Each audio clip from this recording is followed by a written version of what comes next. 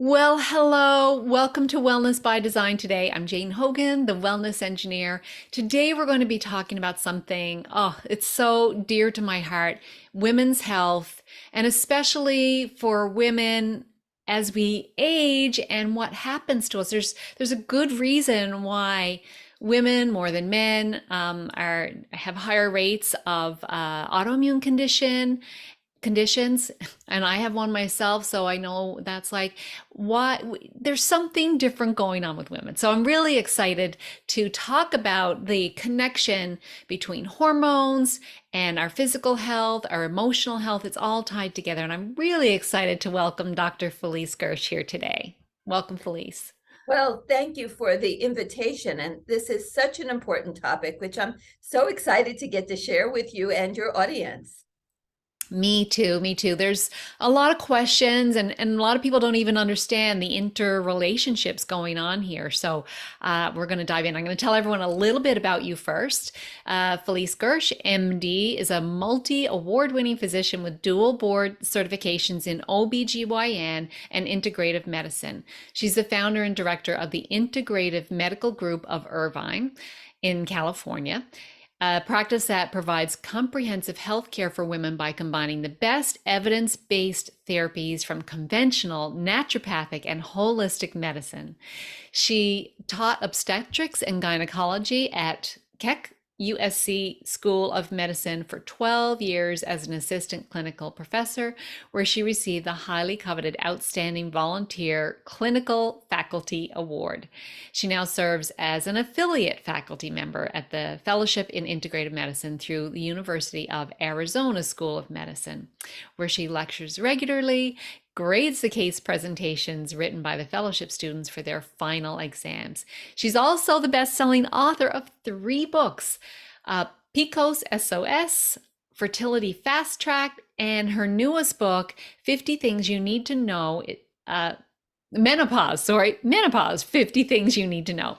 So, Felice, I'm so delighted to have you here because as us women, and so if you're a man that's listening or watching, maybe you have a woman in your life and you're kind of like concerned, like what's going on with her, maybe moods or health, all kinds of things. So we've got a special thing going on as women. What role do hormones play? Like, is this, when I developed rheumatoid arthritis, for example, were hormones part of that?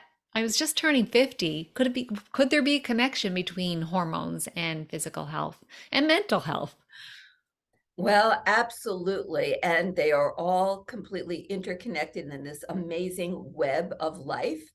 So, if we start with just some very basic things, and this is really not discussed very much, but I figured this out really early in my career because I was delivering thousands of babies and I was helping women through their fertility journeys and dealing with them as they dealt with the end of reproductive life and into menopause. And it became quite apparent to me that whether we want to have babies, we want to not have babies, the prime directive of life and the way the female body is really evolved to be is for optimal reproductive success. Now, you have to keep in mind that only humans are the species on the planet that actually try to control their reproductive destiny. I mean, if you go to mating season in the wild, the animals aren't saying, gee, is this a good year to have a baby? Maybe we should wait until 3 years or something and plan for our retirement or something. No, it does not work that way. So once you understand that all of the systems in the body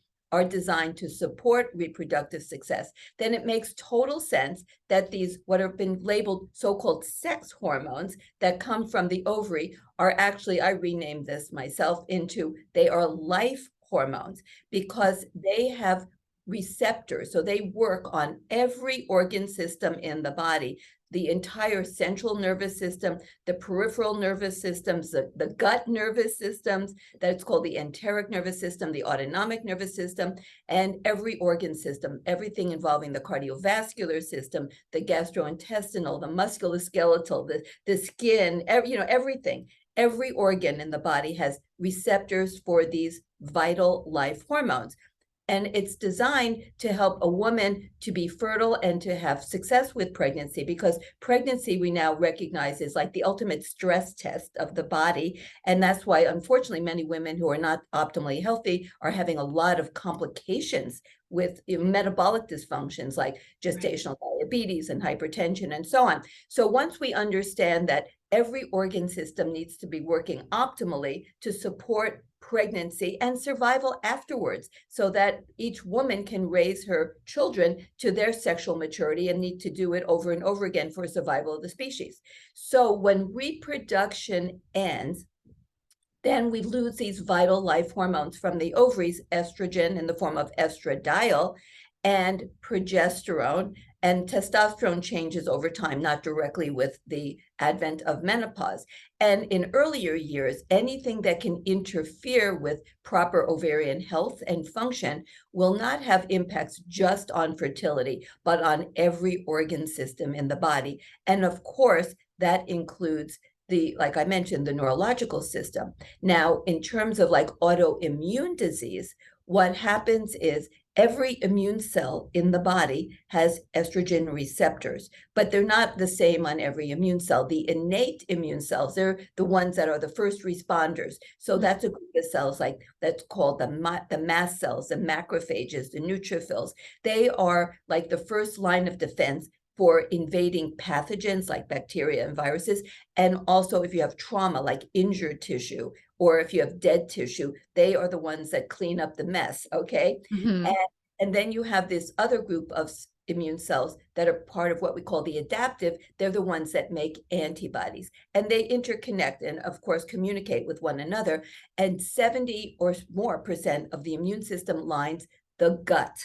Yeah. And what happens in menopause and also in other states, for example, if you alter your hormones, like with hormonal contraceptives, or if you have other conditions like polycystic ovary syndrome, or you have anorexia, things that will change how your ovaries are functioning, then what happens is you get an altered gut status where the microbes, what we call the microbiome, the collective of these trillions of microbial life forms in the gut, they transition into an abnormal state. And that changes the health of the gut itself and the protective mucus lining that helps to keep everything working well and so on. It goes away. And then the toxins that are produced in the gut and these abnormal microbes get right up to the lining of the intestines, and they basically dissolve away the connective little fibers that hold the gut lining cells together. They start drifting apart, and we call that impaired gut barrier or leaky gut. And then Yeah. when these different bacteria and viruses in the gut leak out into the body where the immune system surrounds the gut, then the immune system looks at it as like a chronic infection, because these bacteria and viruses are continually entering the body. And then it activates the innate immune cells, and they create inflammatory cytokines, these inflammatory products. Mhm. And then they communicate with the other immune cells that make antibodies. There's little clusters of them in this gut associated lymphoid tissue that are called Peyer's patches, and they start making antibodies. Now, turns out that we all life forms come from like a primordial pool of nucleotides, DNA, RNA. They're not like wildly different across every life form, including things like bacteria. So when we make antibodies against a specific bacteria or a virus, they cross-react. We call that molecular mimicry with our own cells. And they've actually linked, for example, with rheumatoid arthritis, certain types of gut microbes with the development of rheumatoid arthritis.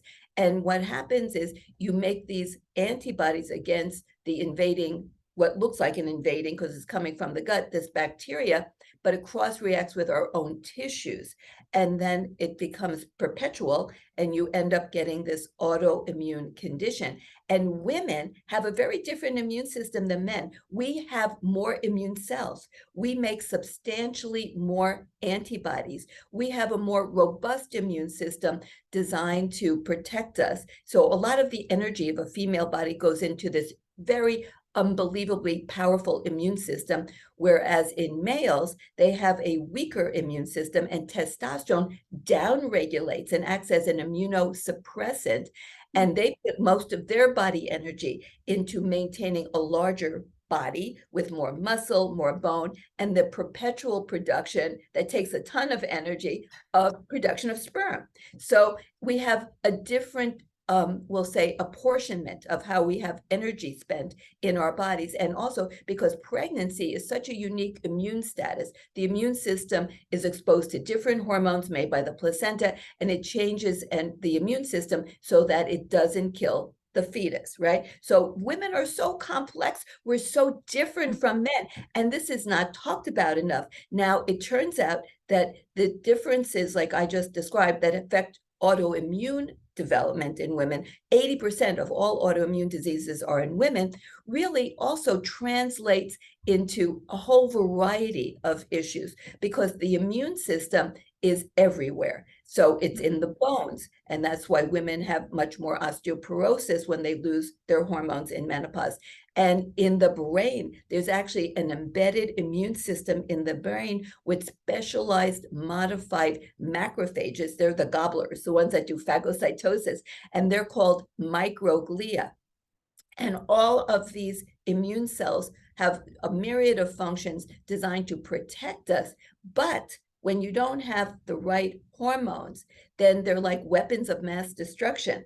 And they default into a pro-inflammatory state, which in the bones translates into gobbling up too much bone and osteoporosis. And in the brain translates to a state of neuroinflammation, which changes how our neurotransmitters are produced and the ultimate state of our cognition and mood, because it turns out that estrogen in the form of estradiol, I'm going to say estrogen, but I know that I want you to know that I'm talking about the specific estrogen, because estrogens are a family of hormones. And it makes so much confusion because it would be like talking about the B vitamin. What's the B vitamin? There are B vitamins, right? It's a family of vitamins. And estrogens are a family of estrogens. And the one made by the ovary is not the same one that's made by adipose or fat tissue after menopause, which is estrone, so that's a complicated thing, but people get them all mixed up, okay? And then it gives the wrong understanding of hormones. So estradiol is the estrogen that the brain just loves, and estradiol is made in the brain. That's how men get estradiol. They make it from conversion from testosterone. All estradiol is derived from testosterone. But women after menopause, they don't make so much testosterone, and their brains are not really designed to do that. So in the reproductive years, the brains of men make 6 to 8 times more estradiol than a female brain. But it doesn't matter because we get plenty in our brain from our ovaries. But that's not going to happen if our ovaries aren't working properly, if they're suppressed for any reason, like hormonal contraception or anorexia or PCOS, or of course, like with menopause. So the brain is in a state of estradiol deficiency under those conditions. And so what happens is that the brain ends up developing more inflammation, neuroinflammation. And as well, what happens is there are special neurons in the brain that rely on estradiol to make the proper neurotransmitters, like serotonin. The feel-good neurotransmitter depends on estradiol for proper production, receptor function, and so on. And from serotonin comes melatonin, a powerful antioxidant, helps to prevent breast cancer, maintains our glucose system to be properly regulated, and of course helps with sleep and a myriad of other things. And dopamine, such an important neurotransmitter, doesn't work properly and produce properly in an absence of sufficient estradiol. And acetylcholine, which is the key neurotransmitter of the parasympathetic nervous system that maintains that calm status, to keep things copacetic, and so that you don't go into a state of chronic stress, which women end up having after menopause. They're much more what we call sympathetic. They're more the stress output of the autonomic nervous system. And the autonomic nervous system is what regulates all the things we don't think about, like sweating or our temperature, or our peristalsis of our gut, secretions of digestive enzymes and hydrochloric acid from our stomach and all these things. We don't think about it, but those are all controlled through the autonomic nervous system, and it becomes imbalanced when you don't have enough estradiol. And also acetylcholine, that's the neurotransmitter that helps seal in memories so that we have proper brain cognition, right? And women suffer 2.5 times or more the incidence of Alzheimer's depression than do men, age match. So at the same age, women have 2.5 or more times the incidence of Alzheimer's. After menopause, the incidence of mood disorders doubles. And after menopause, if you have a prior history of like postpartum depression or PMS that's really bad, your incidence of mood disorders quadruples.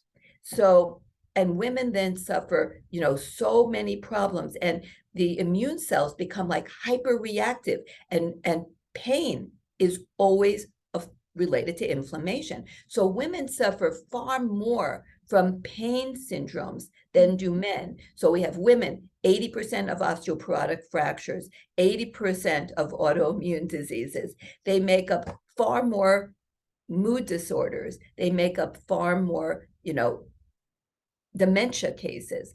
And then after menopause, the incidence of various cancers dramatically rises because we have this immune type of dysfunction. So the surveillance function of the immune system is altered. And it turns out that every organ system has to work in synchrony, like in the same time zone. And the master clock that sits atop the optic nerve that senses light and dark and also nutrients becomes dysregulated because it needs estrogen in the form of estradiol to work properly. So after menopause, women essentially live a life of jet lag, and they're like, so which we know so much about, all the terrible things that happen when you have jet lag in terms of your metabolic health, your weight control, your mood issues, your sleep, your insulin goes up, and you become, so inflamed and so on if you constantly jump across time zones. So that's the status of women after menopause. And the areas in the hypothalamus that regulate the metabolic functions, for example, appetite control, become dysregulated. So after menopause, women without enough hormones end up having more like binge eating, and they want to get the night munchies, and they feel very tired in the morning, and they're more energized at night, and they have trouble sleeping. So, all of this sounds, oh my gosh, what are we going to do about this? But we were talking about before our show here, is that the first step in solving a problem is defining and understanding it. So I don't want to make this sound gruesome, but we have to be really honest about the transition into menopause and what it really means, and how loss of reproductive function really translates into so many of the issues that women face. And it's not like women are unlucky. Every time, like 20 times over, every time I see these articles, I like scratch my head, like, where on earth are you coming from? They'll say like, we just had this amazing discovery. Osteoporosis is related to dementia. It's like, yeah, because they're both states of uncontrolled inflammation. It's all related. It's under one umbrella. But once you understand that it's not like you have 20 different problems for 20 different reasons, you may have 20 different problems for one reason. And we have a crazy medical system where we have doctors specializing in one organ at a time, so you have a problem in this organ, so you go to this doctor, and then another organ, you go to this doctor. Before you know it, you have like 10 doctors, and they're not communicating with one another. They often give drugs that actually counteract one another. Like women are dysregulation in menopause, and very commonly, of their autonomic nervous system, because that's regulated by estradiol, which you don't have it anymore in any sufficient amount.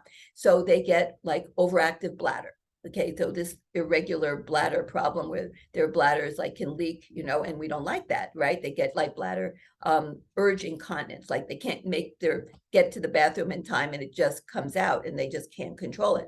So they give them drugs to block a neurotransmitter in the bladder, which is acetylcholine. And then they start having oh, cognitive, like brain fog. So then the neurologist gives them like a drug like Aricept to try to increase acetylcholine. So you have the same woman on two drugs that actually work exactly in opposite Mm. ways. One another. This happens all the time, Doc- it's a crazy maker. So the bottom line is that that's like the reality. So women have all of these things that are happening, but we have ways to deal with this, ladies. It's okay. not like this isn't like the end unless you do nothing with this information. And that don't mean like, you die, but women live longer than men, but they live with more chronic disease, more pain, more sleep problems, mood problems, all these things. So we don't want to just live long. We want to have healthy longevity. Mhm. And this is achievable. And that's why, I write the books and I give these different talks because I don't want it to be like this is our lot in life. No, everything that I do, everything that doctors do, let's be real, it's all concocted to go against nature. If you want nature, don't go to a doctor, right? Just whatever happens, happens.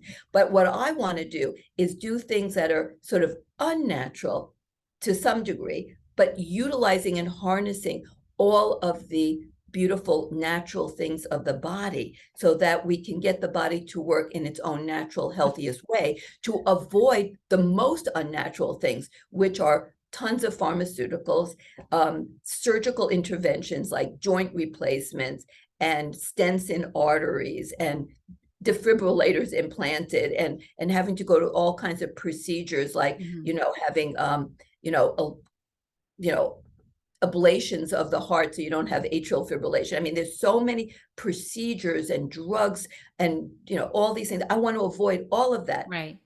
harnessing all of our natural healing capabilities through lifestyle approaches. And then in women who are interested, I always give like lots of information on it to give hormones in menopausal status, which is unnatural because nature took it away. But if we give hormones in a natural way, so we're like recreating the status of a healthy woman with natural human bioidentical hormones given at levels and doses that are replicating more or less the levels that a healthy woman would have, plus all of the lifestyle stuff and harnessing mind body medicine, which we touched on before when we were talking, how critical that is.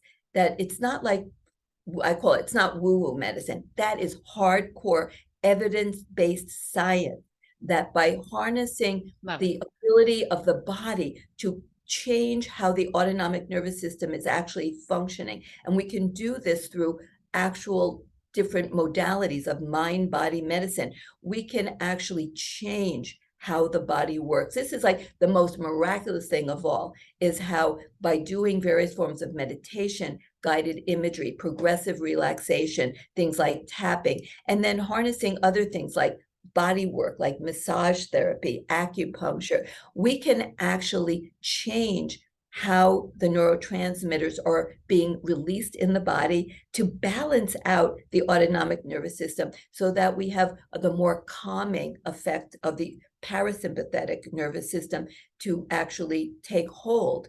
And so there are so many of these amazing ways that we can actually change the trajectory of the menopausal years to Mhm. actually make them fabulous years, healthy, productive years, and that we don't end up, in a state of chronic pain and disability and brain fog and all those things. It's not inevitable when we take proactive steps.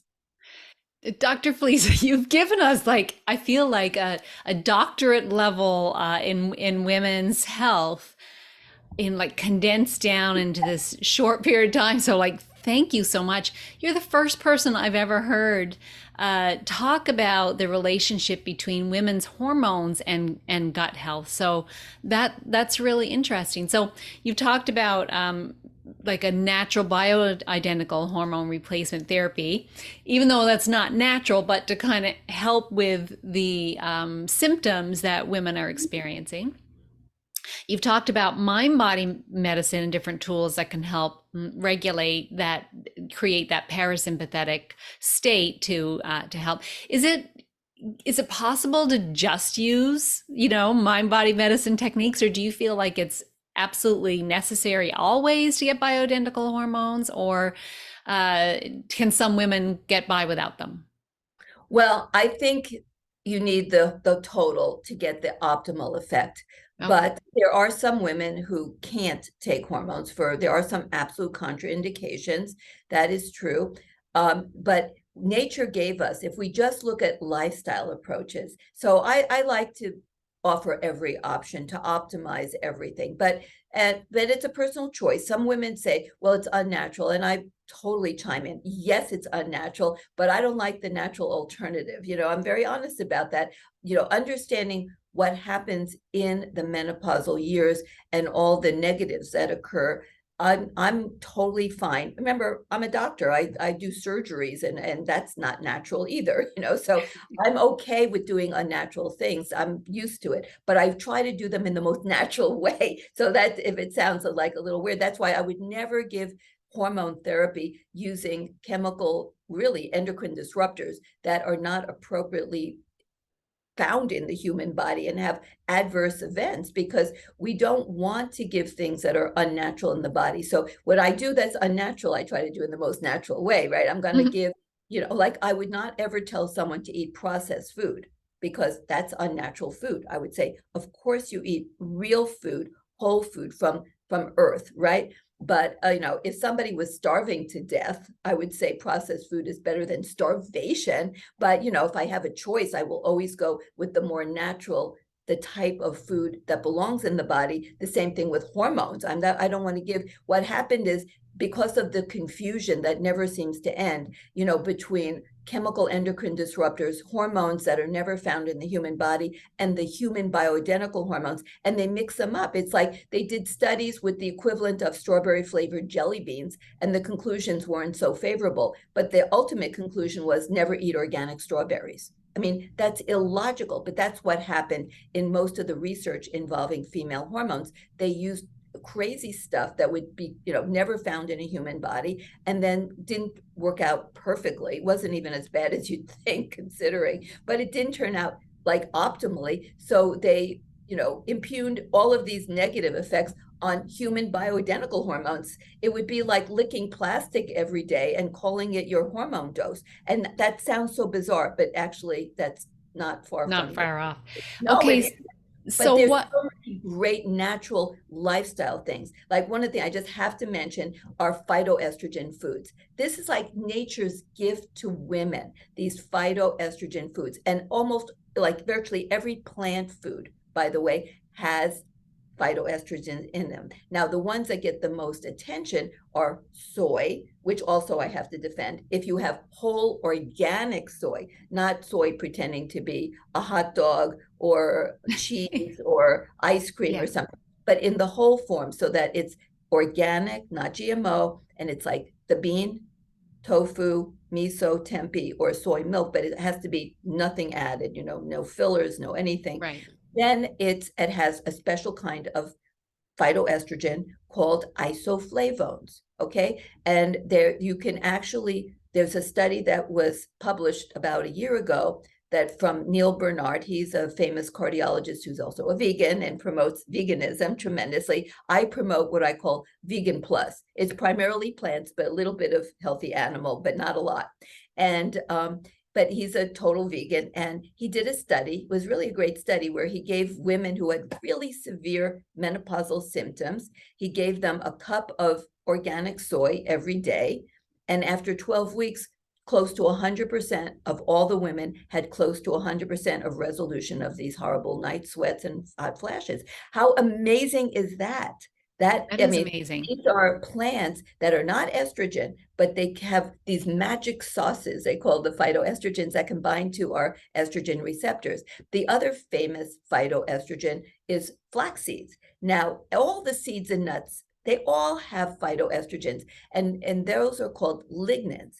But then other like grains, whole grains, not the kind that's, powderized wheat flour, that type, but, all the ancient grains, millet, buckwheat, quinoa, all amaranth, all of these have phytoestrogens. And then like there's been a lot of buzz about resveratrol. That's a polyphenol that's considered like anti-aging and so on.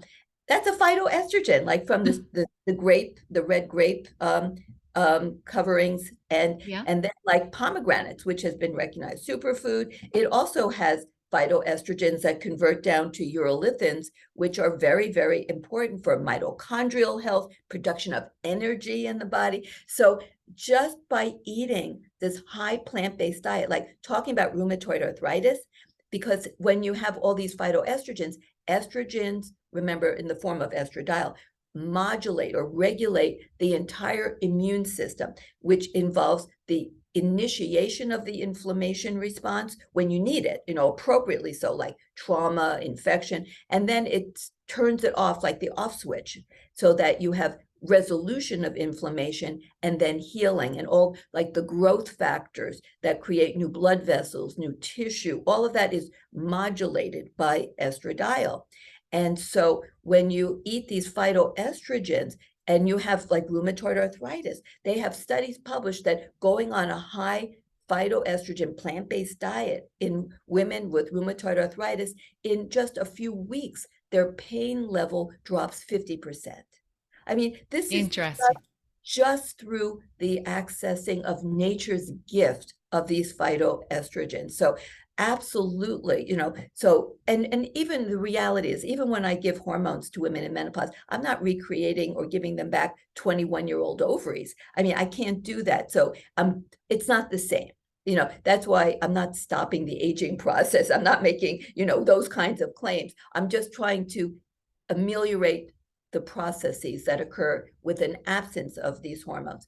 And Right. then know that when women do exercise, they increase the production of endogenous self-produced endorphins, or they're also known as our natural opioid system, which reduces inflammation and pain, and it reduces depression so much. And it actually, this is like some of the newest amazing data on exercise, that it actually can modulate the gut microbial population to make it healthier and reduce leaky gut, unless you go over the top, like everything has a sweet spot. But exercise is an amazing tool in menopausal women. And then working with sleep hygiene, so that you work to help women get restorative sleep, because sleep is not the absence of awake. Sleep is a very unique metabolic state of the body. When we have different hormones being produced, we have a huge blood flow around 2 a.m. if you're asleep to the brain that like helps to clear out the sludge. It's like amazing. And we can help women to have better sleep through, and I do a lot of herbal medicine too. And many of the herbal medicines actually are phytoestrogens, like the plant, the Siberian rhubarb plant. So it's a phytoestrogen that binds to the special type of estrogen receptor called beta receptor. And there's published data that came out of Germany that showed that this particular plant product, I call it green medicine, when it's isolated and then, concentrated in a supplement. And in other countries like India, it's actually by prescription. In the US, it's over the counter. It actually can have a comparable effect in terms of night sweats, hot flashes, bladder health, sleep, mood, anxiety reducing, as a medium to low dose estrogen patch. That's how Wow. amazing the phytoestrogens are. But when you get them as a concentrated supplement, you can actually create a lot of these benefits that you get from an actual hormone replacement dosing. And you can get lignans, which is like from flax seeds, and eat all of the, more flax seeds, and you can get some comparable benefits as well. And then some of the other herbal medicines like ashwagandha is great, bacopa, these are like the Ayurvedic or Indian ones that can work with mood modification in very healthy ways, but they also work, everything works in multiple ways. So they also can help with glucose regulation, and bone health. Like, ashwagandha, now we have data that it works on bones, because these are also not like pharmaceuticals that work on just one pathway to block it or some, which can have a lot of adverse effects. And they're working in a multitude of ways in a natural way. So it works in one area, but then also works in another area, but not in a negative way, in a positive way. So by utilizing green medicine, which we call like plant-based herbal medicine, by working with fitness, sleep hygiene, and getting the right diet, and then not just eating food. We now know that when you eat matters, because the timing of eating can actually time the clock genes. Every cell in every creature has clock genes, and even the microbes in the gut have clock genes. And by feeding them, they're like our little pets, by feeding them at the same predictable time every day, getting rid of snacks, not eating late at night, eating more food in the morning when our digestive system and our glucose regulation system is optimal, we can actually help correct the jet lag problem by doing timed eating. It's amazing. And then we get the production from these good microbes that we're now helping to create and nurturing. They make these metabolic byproducts called short chain fatty acids, including one called butyrate that has receptors that bind to the vagus nerve, which is the big finger of the brain that is part of the parasympathetic or calming part of the autonomic nervous system, that then has branches that go everywhere, including like the heart to help heart health, the gut to help have the gut work properly, so that you don't end up in a state of chronic, SIBO and constipation, because that's what happens when you have overload of sympathetic. So everything works better when you nurture that gut microbiome with the right foods, and fiber is their preferred food. So that's why you need to eat all the fiber that comes from things like legumes like beans and lentils, and the high starch foods like the root vegetables. So, once you realize that starch that comes naturally from food is actually the preferred food for our gut microbes. But when you have processed foods with sugars, that's like the opposite. High fat, high sugar diets actually increase circadian rhythm dysfunction and leaky gut. So we just have to do the lifestyle things plus or minus the hormones in menopause, and we can tremendously improve quality of life and health, because they go together. And the mood of women, the sleep quality, the outlook on life, lowering and controlling anxiety and depression is going to happen. So we have to do it all. And conventional medicine isn't getting this. There is no, what they call pill to the ill. There's no magic pill. But what they do is they put humongous percentages of women in these perimenopause and menopause years on antidepressants and sleeping pills and anti-anxiety pills. And these have a host of negative effects in the body, really serious negative effects, like SSRIs, drugs in the family of Lexapro and Prozac, Zoloft. They have been shown to increase osteoporosis, increase cardiovascular disease. How crazy is this when we can eat the right foods and exercise and do mind-body medicine, which is not, like I said, fluff, because when you access through meditation, guided imagery, and all of these things, you're actually changing how your brain and your peripheral neurological system with the enteric nervous system, how it's producing these neurotransmitters. It's like amazing. It is so amazing to harness the power that we each have within us to change really the trajectory for menopause. For some women, that could be literally half their lives. So Oh this my, Dr. Felice, this is fantastic. And you've really like just given us such a big picture, but also like things that people can do, this lifestyle changes, and how they may take a little bit. You got to take little baby steps, but there is a lot that people can do, which is very empowering. So I love providing our audience with the information to help empower them in their health. So I just appreciate you and your enthusiasm and your knowledge so much. So thank you so much for that. And I know we could talk for hours, and I probably have to get you back on to, dive into yes. some of these a bit more, but you've given us like the overall picture. But it might be hard for you to pick one thing, but is there one thing you could suggest that a person do today to change their health for the better? Just that one little baby step, that one action step they could take today. What would you tell them? Well, like you said, there's so many, but if you have to start with one thing of all the different things that you can do, I'm going to mention something that I haven't even mentioned yet, okay?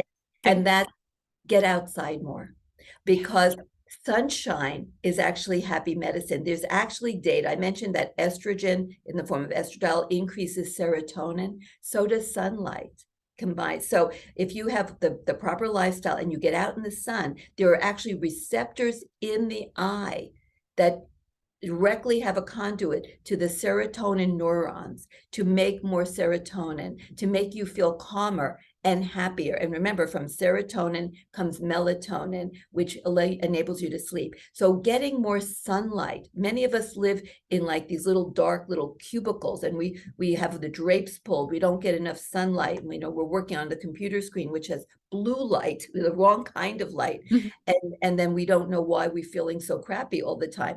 But getting out in the sun and in nature, they've shown that even looking at photographs of nature actually have a calming effect. So taking a walk outside, looking at the clouds and the leaves and the breeze and getting the sun directly on you, even through winter, wherever you live. I'm in Southern California. We don't exactly have winter, but wherever you are, there's sun some days, right? Even in like Washington State, and so on. So get sunlight. It's magic, happy medicine. And just doing that every day, taking a walk every day and calming yourself. It's like walking meditation. You're getting the best of everything. Walking meditation, a little bit of exercise, and sunlight. And you will sleep better. You will feel better. And by having that happen, just taking that one little step every day will help you to grow the motivation to then do all of these other things that will give you the quality of life you deserve. So beautiful. I love it. Sunshine's happy in medicine. So, Dr. Felice, where can people find you? Where's the best place for people to find you online? Well, they can go to the website for my medical practice, Integrative Medical Group of Irvine, where I'm actually talking to you. I mentioned from an exam room. I have a screen in front of an exam table. And also I have Instagram Live that I would love people to follow me on. And I do, postings, and I do little videos, and I also put them into archived on YouTube. So those are my main locations. And Okay. and my books are surrogates for me. But of course, I would love to see people. I'm, like I mentioned, an old-fashioned doctor. I still do the one-on-one, order tests, ultrasounds, do physical exams. So I'm still out there practicing with, blending, what I hope is the best of, conventional medicine, because when I need to, I will do procedures, I will do pharmaceuticals, but I see them in the hierarchy of how you optimize health. And I always try to access the more natural ways to help women to be healthy and avoid all of that other, conventional stuff down the Right. road. Okay, we'll have all those links for people to find you in the show notes. But I really appreciate you being here. You're a busy doctor, you're practicing, and I really appreciate that you took the time to share this vast pool of knowledge that you've got with our audience, with women who are perimenopause, menopause, who are really feeling a lot of these symptoms and wondering what to do and confused, as you said, by what they're hearing out there. So thank you so much for being a guest today on Wellness by Design, Dr. Felice. It was a pleasure. And to the audience, thank you so much for listening, watching. And if you know someone who needs to hear this, please share this episode with them. And also feel free to leave a review. Take care and have a beautiful day.